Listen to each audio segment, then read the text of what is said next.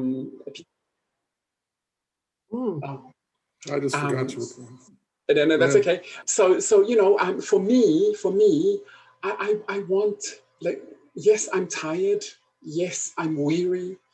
Yes, I have a family, and yes, there is a violence to the visibility, especially of trans women of color. You ask us to be visible. We're visible. We're out there. We're like, yes, let's do this, right? But I do that knowing there is someone out there ready to end my life, and that's a fact. So yes, I get tired. Yes, I get weary. But every morning I wake up and I think there is somebody out there that is no longer here on this earth because I put my sword down and I put my shield down. So no, man up, girl. Just get on that wall and defend. So whatever space that needs me, I'm there.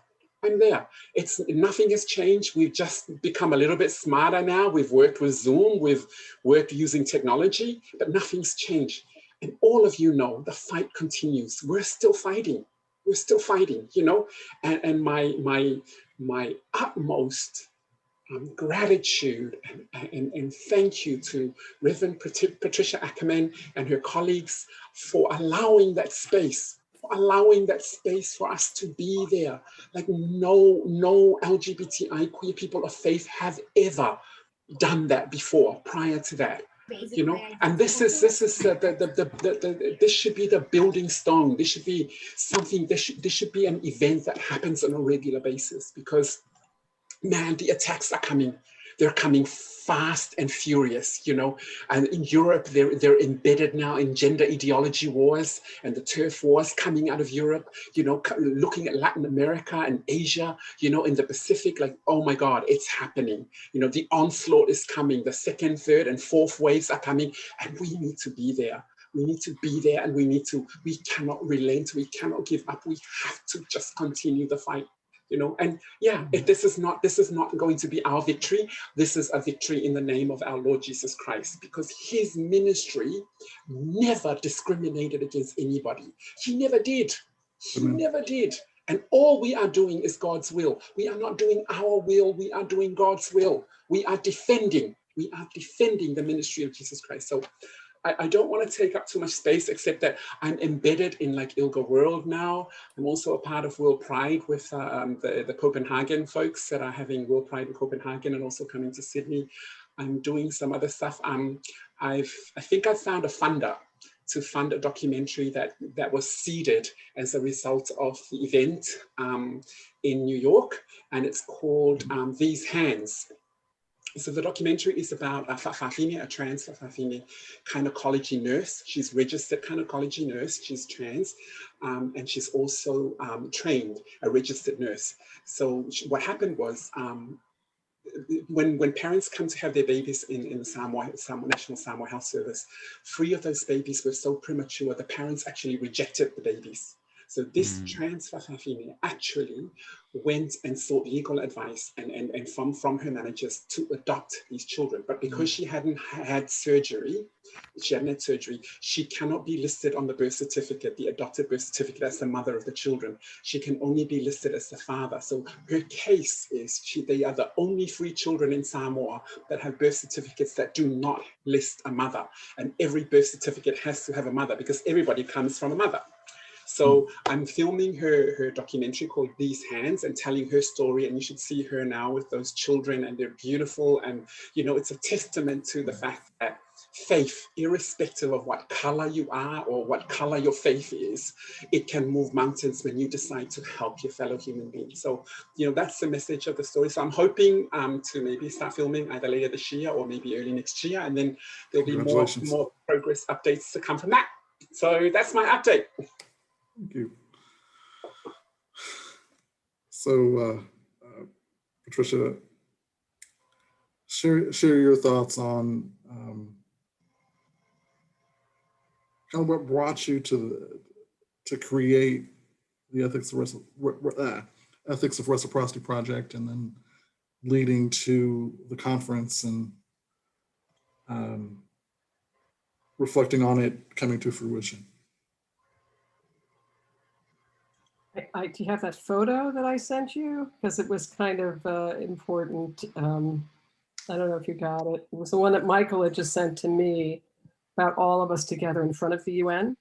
And so what led me, I think, to do the project was just feeling that LGBT people were being seen only as victims by the United Nations, if at all, and that we needed to bring ourselves before the UN in a way that was meaningful to us and important to the movement, and specifically also from a faith-based perspective, to really claim our goodness and the goodness of our community.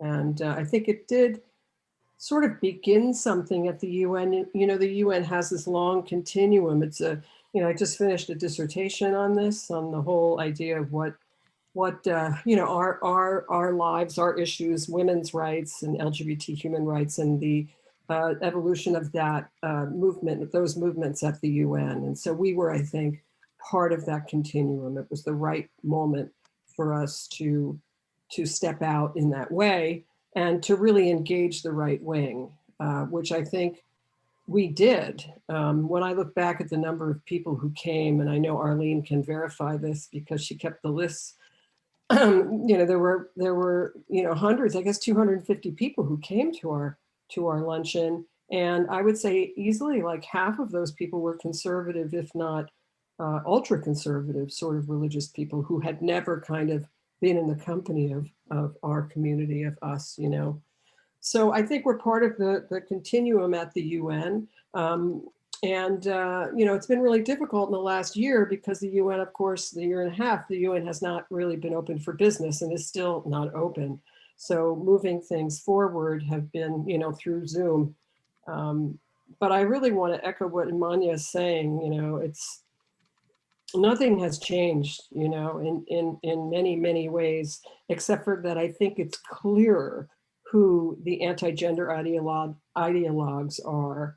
And that, you know, if there's one way I think this work could be continued, it would be to really name that and engage that as people of faith and really take a step out. I think that there are people that are doing obviously a lot of work around anti-gender ideology, and there's a lot of funding out there for people doing that work. But I don't know a lot of LGBTIQ people of faith who are standing up to these religious anti-gender ideologues. What would you say to those who aren't standing up? Oh no, I mean, I don't.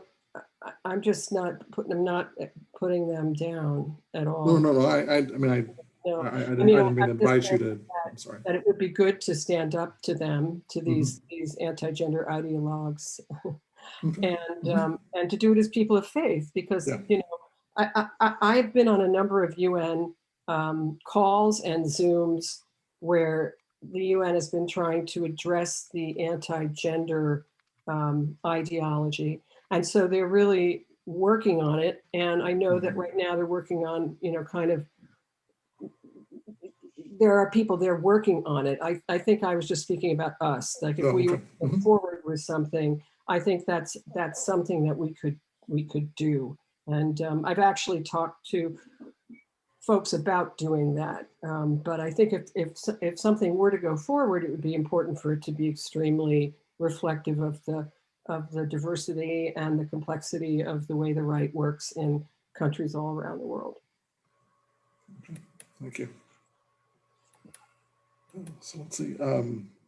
So Arlene, what are your memories and reflections of the day? Hi, everyone. I miss you all. It's so good to see everyone. I think my biggest memory was how transformative it was as a young queer religious woman to see other religious people be so into their faith. It was like, it was just not something that I saw among my peers, and being a part of this crew and being a part of this work was really transformative on a personal level, in terms of just being able to see that my two parts of my life can be meshed together. And we made history that week. And it was amazing to just see it unfold. So it's my favorite memory of that. Okay. So, Michael, what about you? What memories do you have of that day and any reflections about what's happened since? Sure, I'd love to respond, but I'd like to see my position to Pearl and follow Pearl, if that would be okay. Oh, yes, I'm sorry. Pearl? Okay, I'm back.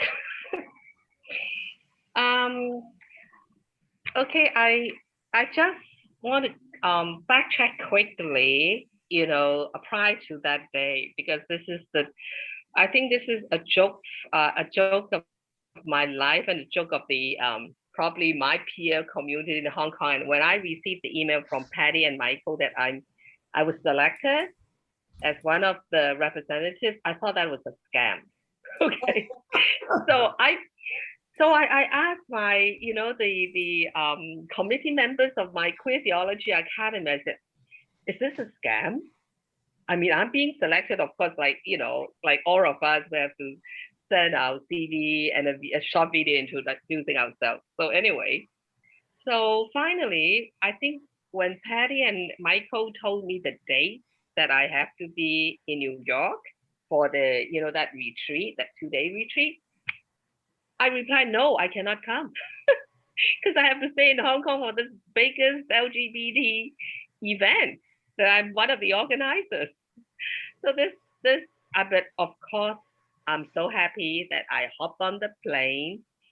After that event, I was suffering from a cold, not COVID then, like flu and fever. And I landed at the JFK and Patty was there. And I think Patty and someone met me there. And then I knew it wasn't a scam. So anyway, so you can imagine that the day, that day for me and for my LGBTIQ Christian community in Hong Kong, it is something, I don't know, it's not even a dream come true. It's amazing. I mean, it is something that we've never dreamt of, like I can actually introduce the situation about LGBT, QI plus Christian in Hong Kong. But sadly, of course, I have to say, situation hasn't changed much. Okay, it got better because we've been fighting for, same rights, equal rights. We've been fighting for inclusivity in churches. In over 90% of the churches in Hong Kong is from, ranges from homophobic to friendly, never affirming.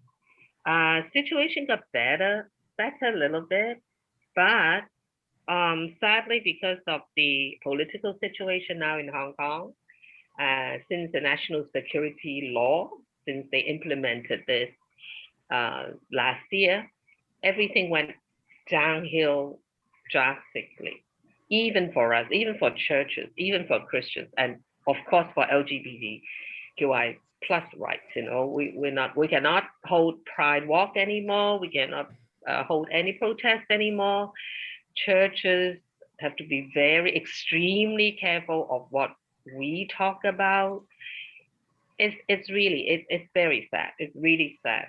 I've been out of the country since last April. I was in Florida, taking care of my sister who was diagnosed with lung cancer, but sadly she passed on last July. And in December, I came back to Vancouver.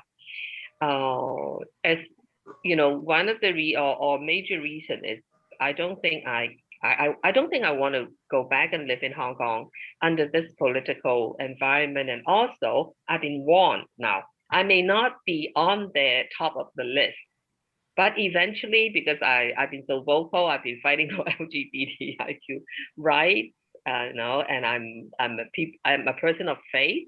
It will come a time that I may not be able to leave Hong Kong, or they would just arrest me. So it's very sad, really. People try, but people in Hong Kong live day by day. Some of the core members of my organization, they already left for UK. Yeah, people are leaving.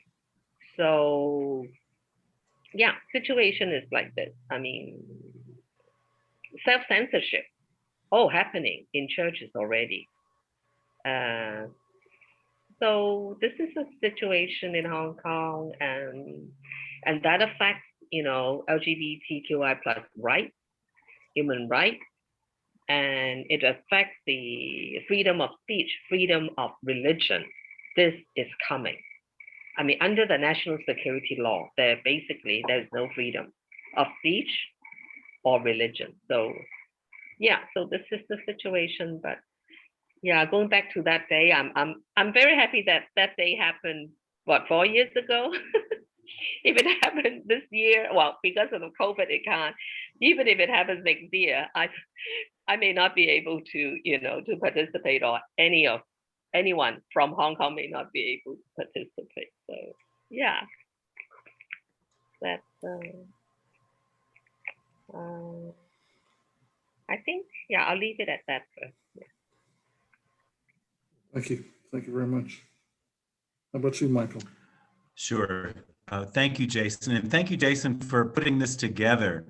And I'm so glad those of us who are able to be here are on this, in this conversation. And I know lots of others wanted to be, but it didn't work out for their lives or schedules or time zones. Pearl, I want to say on a personal note, my condolence in the loss of your sister, and you took such good care of her. And I really hear what you're saying about Hong Kong not being a safe place. So may Vancouver become a place of community and home for you.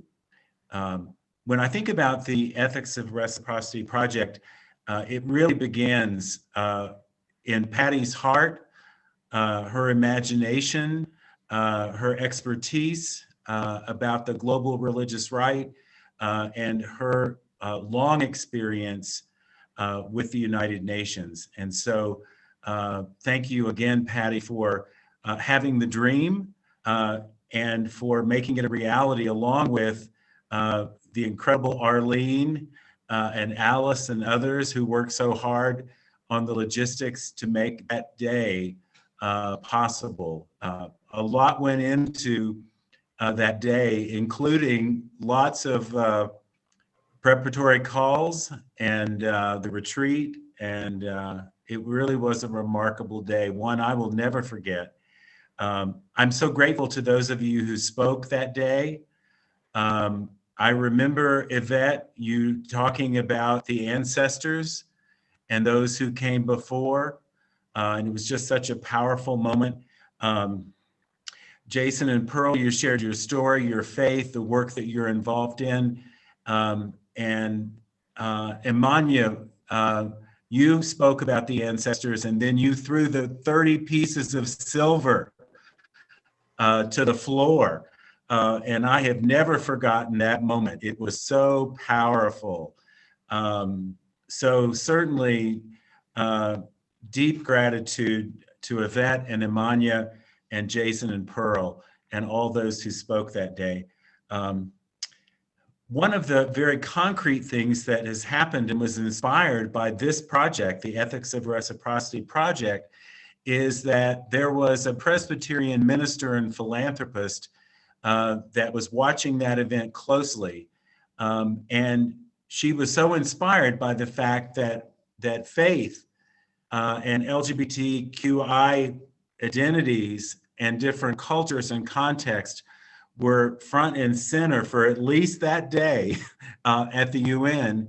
And so Reverend Janet Edwards, that minister, that Patty and I both have worked with and know, she decided to fund an ongoing program called the Religion Fellows at the UN, and it is sponsored by Outright International. And so there have been, I know at least 2 groups, 4 faith leaders have brought in to the UN for special meetings, and they make calls to offices and so forth and different states. So that's a concrete legacy that will continue, that was inspired by that day and by all of you. And that's just, to me, remarkable. When I started to be engaged in international work after working in the context of the Presbyterian Church, I began to look at how many states criminalize same-sex relationships. And when I started 11 years ago, it was 80 countries. It's now 69. And so that's a very significant difference. And yet I hear Amanya, I hear Pearl, I hear others saying so much more needs to happen and needs to change. That's absolutely true. So I hold all those things together. And I want to lift up all of our friends and colleagues that aren't able to be with us. It was a great day. And Jason, you're right, a wonderful family. Thank you. And your discussion of legacy and what legacy the conference left and the project is leaving really resonates with me, because the Beard Western Liberation Initiative is a legacy of the project and the conference. When I came there, I was serving as a Justice and Peace Policy Fellow for the United Church of Christ, and given the political climate, we were in the midst of fighting everything that the previous administration was doing, so there wasn't really time to do focused LGBTQIA advocacy, and I knew that's what I was called to do. And when the fellowship ended, I founded BRLI and was in need of a fiscal agent. And so how the conference opened the door to that is that of course, we were all seated at different tables, and I wasn't necessarily friendly before I went to speak, because I was creating an outline of my speech. I was going to preach from an outline. And so I wasn't really paying attention. So I completed it, spoke, and my first line was, like Baird Rustin, I'm a angelic troublemaker. And then I went back and sat down and then got to conversing with people. Well, the person to my left was the interim executive director of FOR USA, who had tweeted the first line of my speech to the official FOR Twitter handle. And long story short, that led to work with the holding company and some other activities, and then becoming my fiscal agent. And so, but that all that happening is all due to the legacy, the dream, Patty's dream, and the legacy of the conference. So I'm thankful for that, because that made the work that I've been able to do through BRLI, through LGBTQI issues, gun violence prevention issues, healthcare advocacy, all that work that I've done. And as of April 2018, we celebrated 3 years. And so the Ethics Reciprocity Conference and Project are responsible for what is, for my organization existing. So I'm thankful for that. And as we talk about legacy, I guess another legacy I think I want to make sure that we don't forget is Sadiq's legacy. Sarah, could you find that slide, please?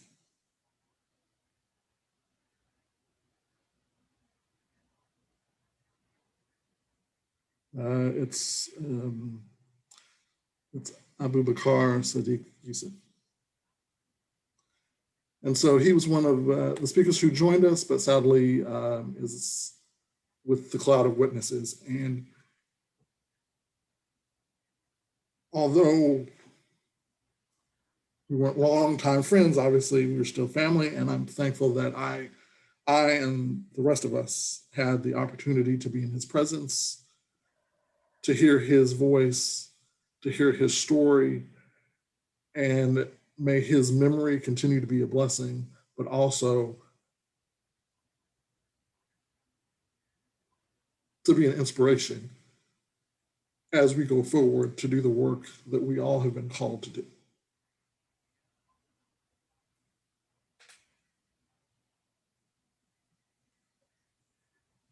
So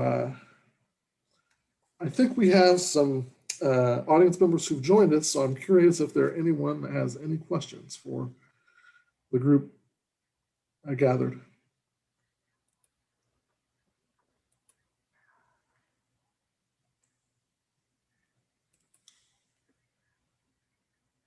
Ethan, any question? Catherine?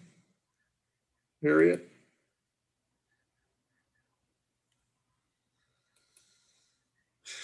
And Alice, I'm sorry, I want to make sure I don't forget you. What is your memory of that day, and what lessons do you think it taught you? Hi, everyone. It's good to see everyone. For me, it was really inspiring to be in that space, because it's not often that I witness religious leaders talk about LGBTQIA issues, and even in an affirming way. So it was really inspiring, transformative, and healing as well. And I feel like when I left with like, oh, a purpose, or rejuvenated to go out in the world and to also fulfill my purpose. So it was a great space to be in. Yeah. I just wanted to thank you as well for everything that you did to make the event possible. So thank you so much. So are there any other things that y'all would like to share that we haven't covered? I just wanted to say hi and introduce myself quickly. My name is Darren Calhoun. I'm joining from Chicago, pronouns he, him. And I am somebody who's like coming after many of you in the work that you're doing. I wasn't a part of the original gathering, but I saw that this was going to happen. And I just wanted to be in the presence of people who done amazing work to pave the way for me. Currently, I work with organizations like Q Christian Fellowship that are working to create space in churches nationally, as well as the Reformation Project that's working to equip churches with affirming theology, Christian churches with affirming theology. And it's hard, as you all know, and you know, we have our advances and we have our setbacks. But just to be reminded that I'm standing on the shoulders of giants, and to be a little pebble in this room right now is really really encouraging.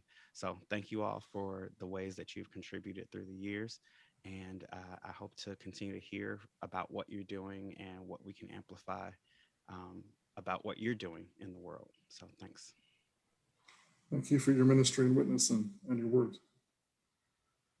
Darren, this is Michael, and I know both of those groups quite well that you work with, and I'm so glad you bring leadership to the Reformation Project and Q Spirit. And when Matthew Vines, the founder of the Reformation Project, gave his sort of first big talk about the Bible and LGBTQ issues, I remember that so well. And so thank you for what you're doing with those two groups that really are at the edge of more conservative evangelical religious folks.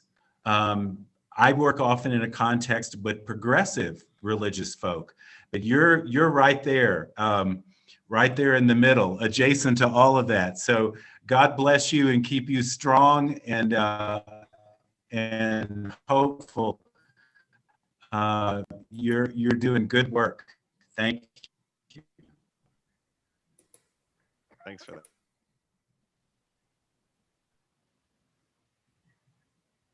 I did have a question kind of following up. How can we support the work the efforts that you're all doing and in these spaces, just as allies, like what is it that we can do to lift this up more? Especially, it's disheartening to hear that things have not changed in a few years. And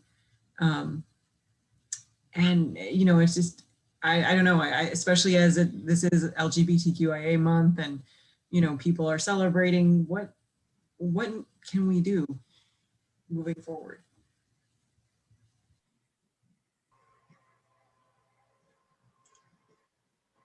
You know what I think we need to do, Jason, Mhm.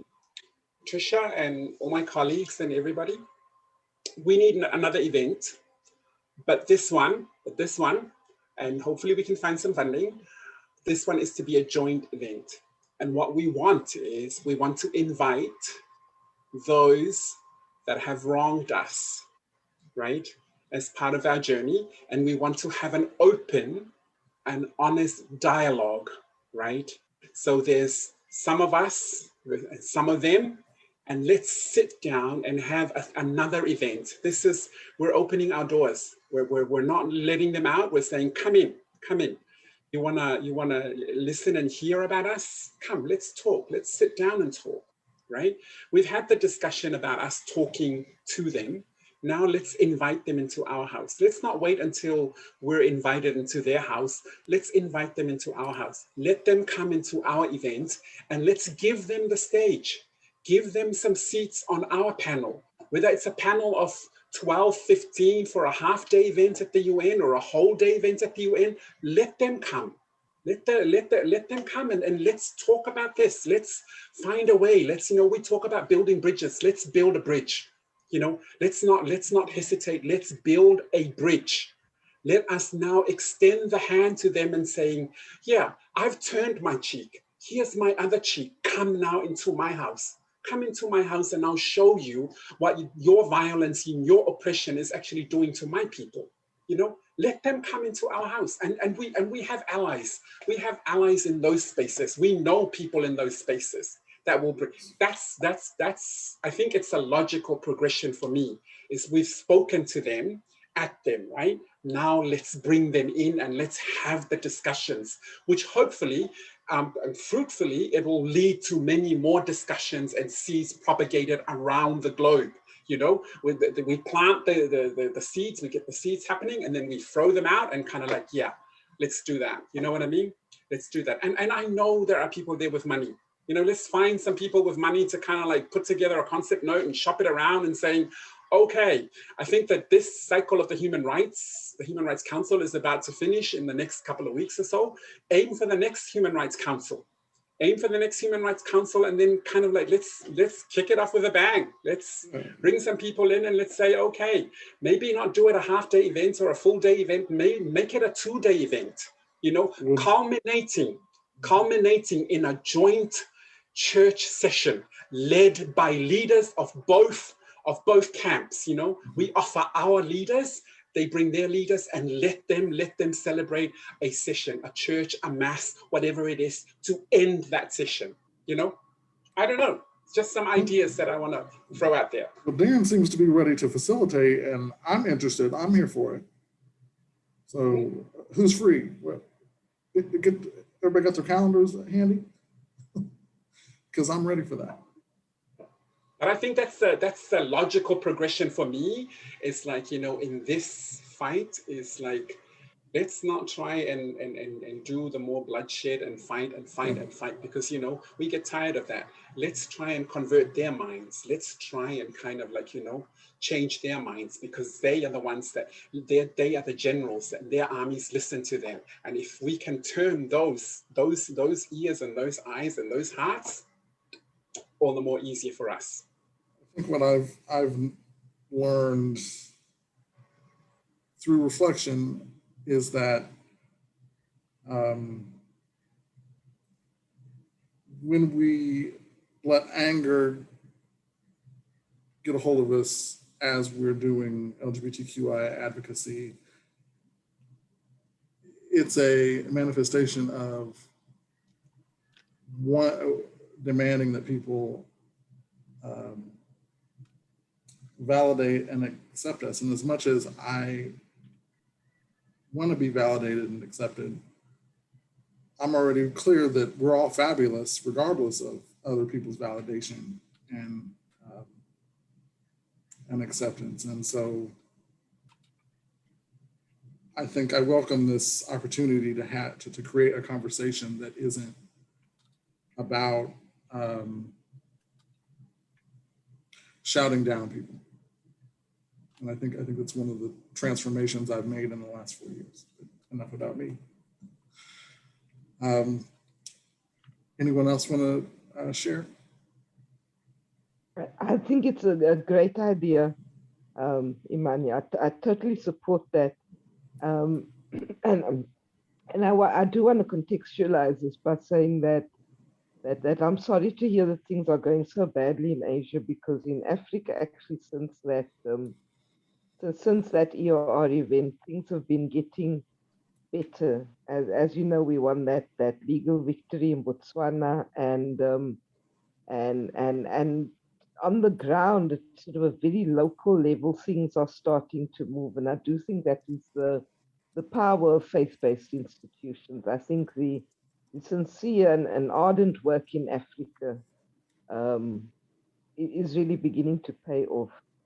So I just wanted to share with you an experience that I've had since that event, which is that a high school friend of mine, somebody I went to high school with, actually approached me, and gradually over the space of many months came out and about a desire to transition, and couldn't get access to treatment. And it's actually the second person that I've been supporting with a herbal transition. There was another person also in Harare, in the midst of deepest, darkest Zimbabwe, who transitioned right there in Harare, and is doing spectacularly beautifully now. But anyway, so this high school friend of mine happens to be the child of a traditional leader, an advisor to a chief. So it's one of these extreme situations, very church going, extremely right wing, extremely solid conservative, whose son is now his daughter. And my friend has publicly come out and is living more and more as a woman in this very, very small African country, the very small town where people have known the family for generations. So these are the kind of things that give me hope, because I couldn't imagine this happening maybe 5 years ago. I think what's inspiring about these events is it gives people permission. It gives people permission, and because it gives them the knowledge that somebody out there is supporting you, somebody out there is loving you, somebody out there is making these sacrifices and staying up late at night and getting up early in the morning so that you can be. And maybe it's because Africa is a smaller continent, but I can really see the impact country by country and family by family, and I found it very inspiring. So Imania, I want to.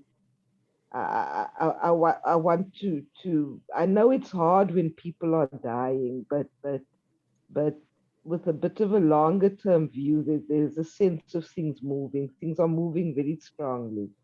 Even my Traditional Healers Association is now having deep conversations about gender and identity, and finding precedents in our ancestral ways for freer ways of being. And that's also very, because just like the churches, the traditional healers are the ones that get into the most remote rural villages. And so as we're beginning to able to shift them at a very local level, things are changing in people's lives. And I think this is what these big international events do. They role model. It's kind of like oh, well, if it's okay at the UN, then it's going to be okay in my village. And that is a discussion that can happen because of the work that you do. So Imani, I think it's a great idea. And I think the more of those events that happen, the more impact it will have at our local level. Darren, did you have something that you wanted to share? In short, just the idea that I think there are some possibilities for us to create some in-person dialogues. Like I was sharing in the chat in case anyone missed that.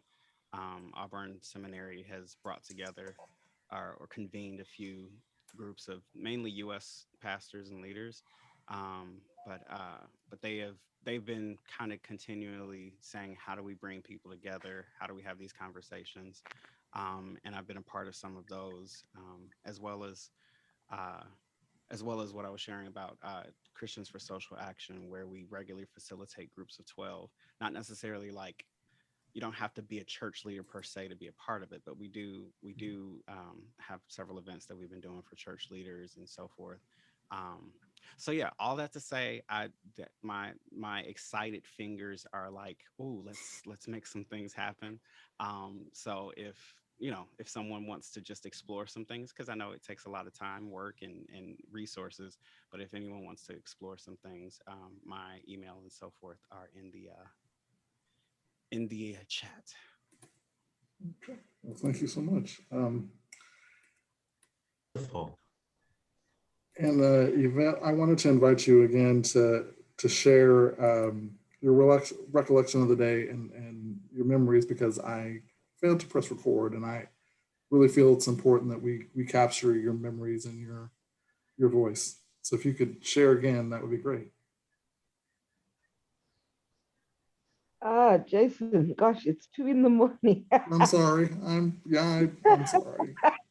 I'll try to schedule things better next time. My memories of the days, I was so excited.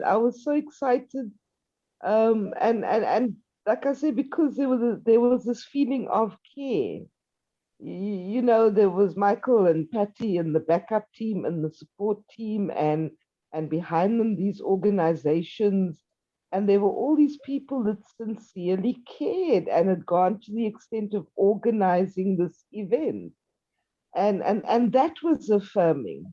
That was validating, and that enabled me to come home with this message that, you know what, you might not see them, but all over the world there are all these people that really care and really have been working for years to make these things happen, and that for me was very special. I do think the idea of, yes, we need to sit down and have conversations. At my table, there was a nun to my right hand side, I remember, and that opportunity to be able to have open conversations. I think for us to be able to sit here and say, yes, I'm queer, but I'm human, and I eat just like you eat. We've been separated in so many ways, or we've been so deep in the closet that enabling them to live with us as, here we are and we're in your world, I think is incredibly impactful. And like I say, certainly in Southern Africa, we've seen very specific and very concrete changes in the whole UN system, and how organized LGBT formations are interacting with the UN system because of this work. So that was very inspiring for me. It was cold in New York, but it was well worth the trip. So thank you to everybody that made it happen, and certainly I'll support any similar initiatives going forward. Thank you so much for repeating yourself and staying up till 2 o'clock in the morning for based on my request. And it looks like we've got 4 minutes left, but I just really want to just again thank everyone that is here today, and those who couldn't be because they were just much a part of this family as we are, and but I'm just so happy to see every face and hear every voice, and thankful for everything that that you all have done.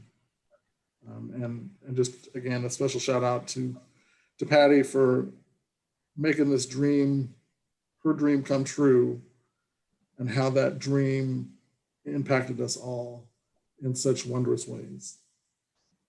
Jason, thank you. I just wanted to ask, because it was so wonderful and amazing for you to gather us back, you know, after all these years. It's really incredible. Amazing, totally special. I agree with Imania. It can't be just like a one-time thing, you know. There's so much that we can do, you know. We have so much already to work with as a community or a family. And I wanted to ask if you could speak to it now, or maybe think about it and then email us. At least for me, I would like to know what your vision would be for the sort of second incarnation of this project. I think a snapshot is to look at a more really delve in from an intersectional space. I mean, we obviously did that through LGBTQIA, and obviously we've got people from with different gender identities, expressions, but I think as we watched Black Lives Matter become a worldwide phenomenon, thanks to George Floyd's murder, finding ways to explore that and raise up that injustice, not just in America, because we obviously have to acknowledge America and its original sin and continually sinning, but also raise up how this manifests in other countries. And so I think I would like to see us find ways to, again, as much as I sound like I'm babbling, but find a more intersectional approach, if that makes any sense, if that's helpful. Can I? Oh, sorry. No, Jason, can I just quickly follow up on what what Yania proposed and what Patty seconded? I also agree that it should not be just another one-off event. I believe that in order to everybody, we want to do something. We want to move on, like Sarah said. It has to be a series of events. Now, of course, I think that to do it just on our own, this group, maybe our resources are limited. So I would like to propose, for example, we do another event like with this community, with our resources. However, for example, I'm sure all of you know about the World Council of Churches General Assembly, right? It was supposed to happen this year, but postponed, like every 8 years. They only have this General Assembly every 8 years. Last one was in 2013 in Busan, South Korea. The upcoming one was postponed from this year to next year, to 2022. Now there, of course, everybody knows that there are all sorts of, like, from progressive, from affirming to really ultra-conservative Christian leaders, church leaders gathered together for, I don't know, like 4 days event. Now, I think Simon and I belong to another called the Global Coalition Group. So some of you have heard of it, but Michael knows about this. It spins off, some of the members actually belong to the Human Sexuality Group of World Council of Churches, that they've been working years and years for World Council of Churches, WCC, to put us on the map or put us in the program. So finally, they're doing something. Now, our thought is, actually, this is our plan. We're going to have a Rainbow Center. Okay, whether we propose to WCC to have us in their main program. Now, this is difficult. Should they say no, we're going to have the Rainbow Center anyway, okay, to do things for the LGBT LGBTQI plus Christian from all over the world, also for, you know, like conservative Christians who want to come, maybe they want to have a discussion, they want to have a debate. So I'm thinking that, you know, quickly, you know, I'm going to end like this. Well, we can think of all these events that are happening, that some of us are already there, and we can join force and use those resources. You know, like for example, the Rainbow Center, we can do something at the Rainbow Center during those 4 days or something, or we can just join the program with them. Something that this is just one of the events that we can ride on, but let's look out for other events we can just ride on. I think also, I'm wondering also an event that engages all the different denominational, those are the denominational kind of open. So there's UCC that's open and affirming. There's DOC that is, I forget what they're, Presbyterian, etc. Yeah. And I'm wondering, Oh, yeah. having a gathering of those leaders from those groups to talk to them about getting involved in advocacy and what that would look like to engage their member congregations here in the United States around, I mean, obviously issues here in the United States, but also focused on outside of our borders, because I mean, if all denominations truly believe that we're all God's children, then we need to act like it.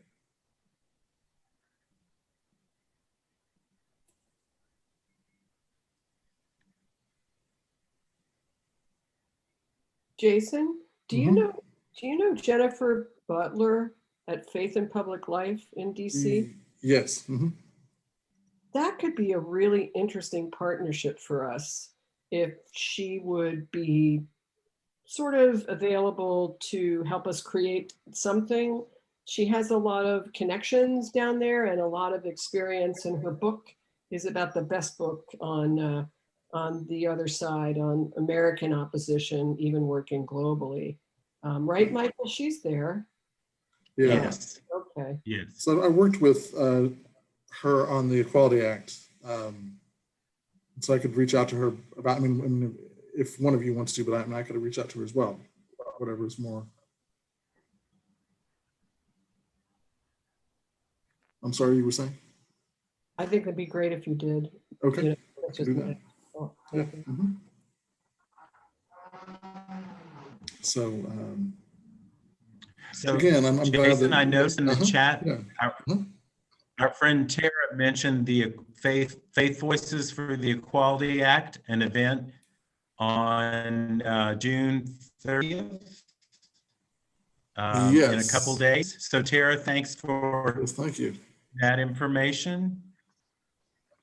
So that'll include Secretary it's Rachel Levine and Pete Buttigieg. Exactly. It's a White House webinar that is focused on the Faith Voices for the Equality Act. So I definitely register for it. I think it'll be a great event. Right. So. And then Yvette will get up again at 1 a.m. No, I won't. Just wait for the recording. Right. Oh, well, Jason, thank you so much for putting all this together. Yes. Beautiful. Thank you. Thank you. Hey, You're welcome. Everyone. Can I say something before we close? Yes. So EOR is truly a family to me. I hold you all in a special place in my heart. So being that you all are a family to me, I just want to let you know that my partner and I are engaged and we're getting married next year.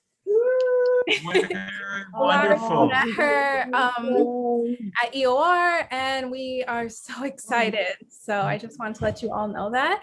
And shameless plug, I am job hunting post-graduation from grad school. So if anyone knows any opportunities, I am more than willing to work anywhere as long as, you know, I can get there.